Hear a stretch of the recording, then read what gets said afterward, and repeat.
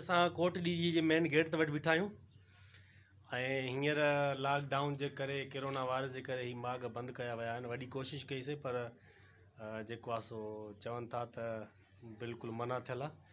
ऐं हिन जो ज़िक्र मां तव्हां सां कंदो हलां। हीअ जेकी शइ सुआ जेके तव्हां ॾिसो था ही इन लाइ लॻल आहिनि त जीअं जंगूं थींदियूं न ऐं ॿिए शहर जा या ॿिए मुल्क जा के हाथी वठी ईंदा हुआ या के अहिड़ा जानवर वठी उनखे हीअं थूण हणंदा गेट भॼी पवंदी।